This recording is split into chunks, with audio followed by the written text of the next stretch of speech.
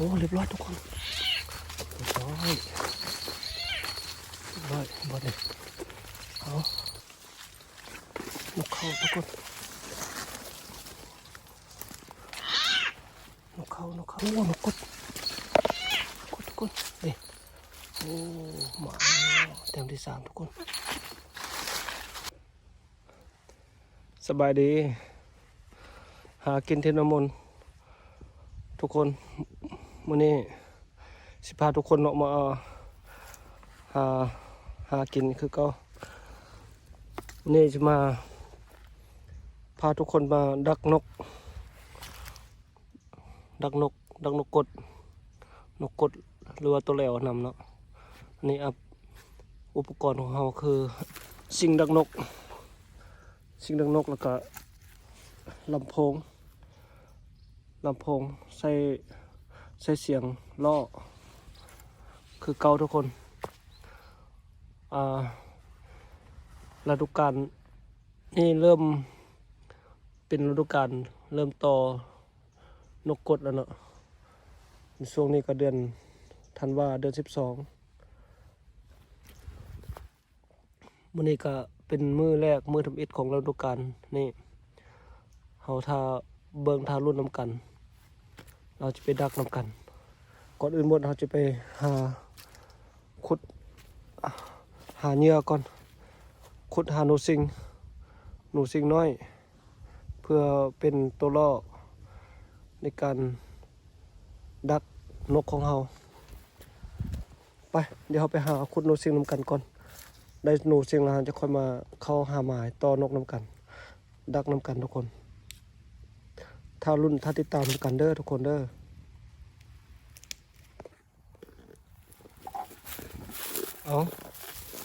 จะให้ทุกคนเบิ่งนำกันสำหรับภายที่ยังบ่ทันฮู้ว่าขวยนูซิงเป็นแบบใดนี่เด้อทุกคนขวยนูซิงคุยมันจะคล้ายๆคือกันกับคุยหนูทั่วไปนี่แหละคือคุยนกพุกหนูนาแต่ว่าขวยนูซิงมันตัวน้อยขวยน้อยเป็นแบบนี้เห็นบ่ทุกคนแบบนี้เด้อเขาเอิ้นว่าขวยนูซิงเดี๋ยวเราจะขุดหาตัวมันเพื่อเอาไปเป็นเหยื่อล่อในการดักนกกดไปเดี๋ยวเราขุดมันกัน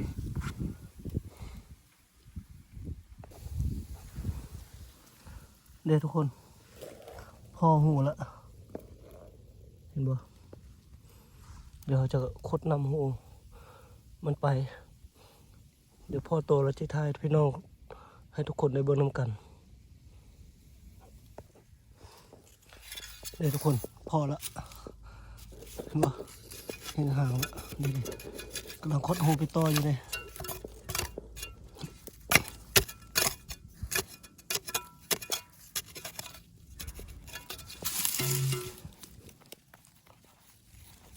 อยู่นี่แล้วเดี๋ยวเราจะเอาขึ้นมาให้เบิ่งทุกคนเรียบร้อยทุกคนได้ละ1ตัวนี่ตัวประมาณนี้หนูสิงตัวน้อยๆซ้ำโปมือโปรตีนนี่เนาะทุกคนโอเคเดี๋ยวจะใส่กระป๋องนี่ใส่ปองนี้ไว้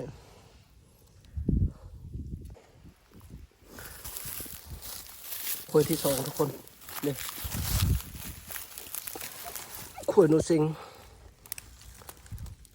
นี่ขวยที่2แล้วทุกคนไปเดี๋ยวขุดเลยเดี๋ยวทุกคน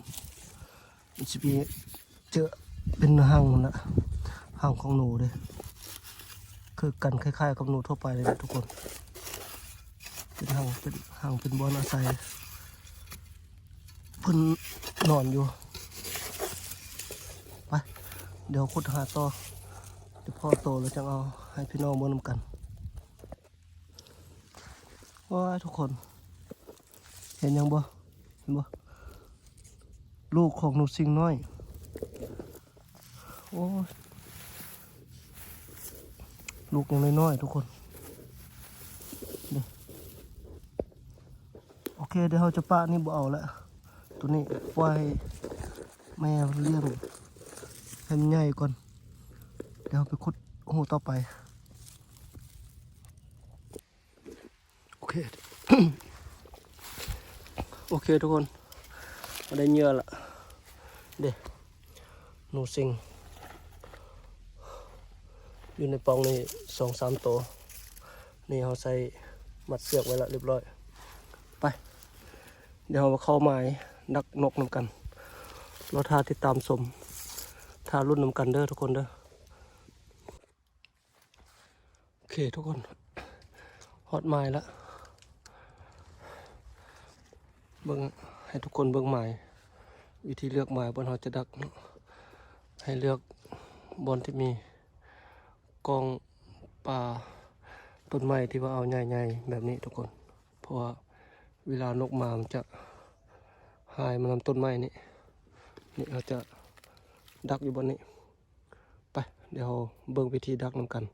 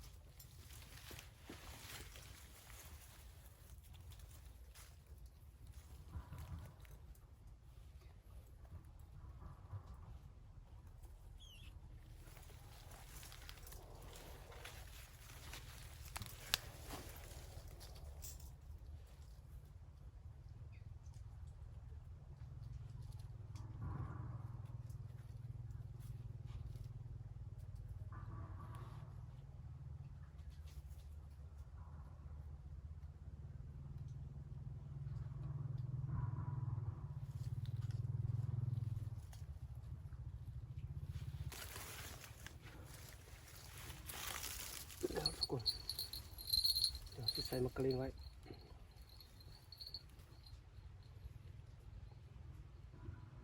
กลิ้งนี้ไว้ทุกคนเวลานกถึกจะได้ยินเสียงวันนี้เราจะเปิดเสียงลำโพงเสียงล้อ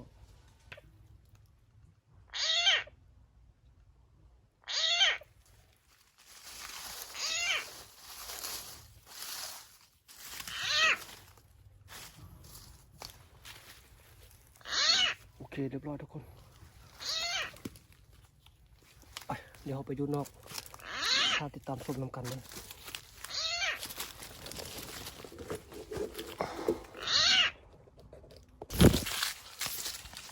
เรียบร้อยแล้วทุกคนถึงแล้วมันก็ลิงดังแล้วทุกคนไปเบิ่งน้ำกัน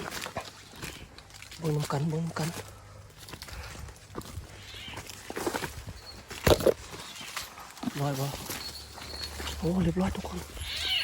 เรียบร้อยบ่เนี่ยเอาเรียบร้อยเต็มแล้วแค่มันปิดก่อน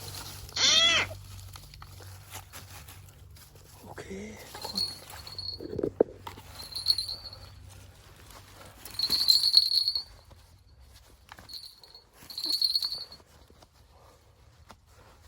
โอเคทุกคน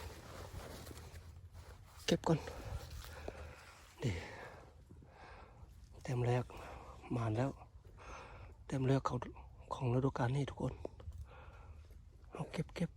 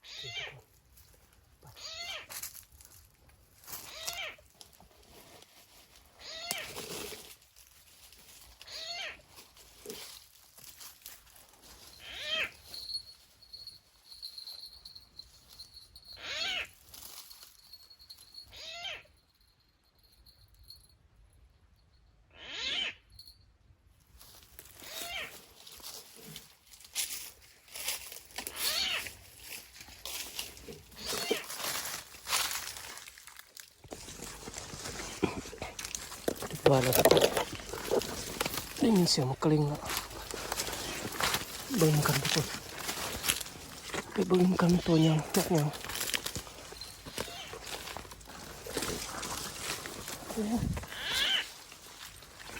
นกเขาทุกคนนกเ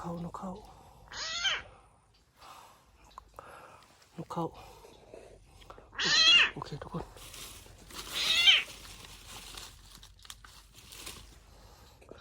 โอเคเก็บก่อนทุกคน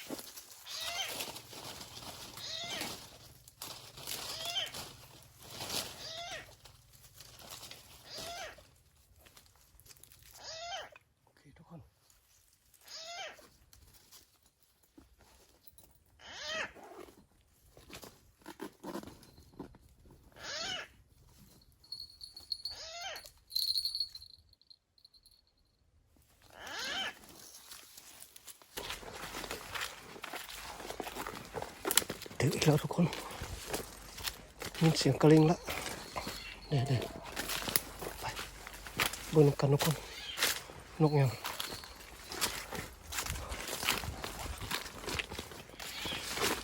เบิ่งน้ำกันถึงอีกแล้วแต้มที่3ทุกคน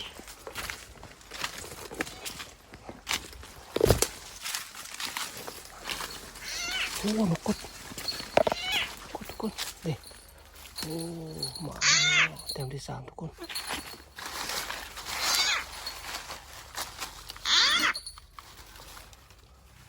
โอเค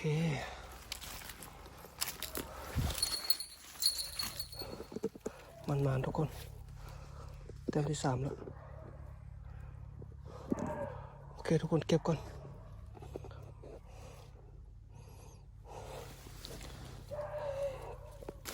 นี่ผลงานที่เราดักนกมื้อนี้ทุกคน3 แต้มกด2 แต้มนกเขานกเขา1 แต้มเนาะก็ถือว่าโอเคอยู่เปิด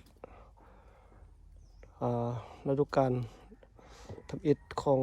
ปีนี้ก็ถือว่ามันอยู่ทุกคนได้3 แต้ม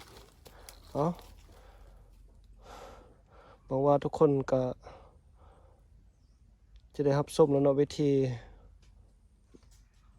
ติดตั้งวิธีดักนกแล้วก็วิธีเลือกหมายต่างๆตามที่เฮาได้คลิปให้ทุกคนได้เบิ่งเนาะหวังว่าทุกคนก็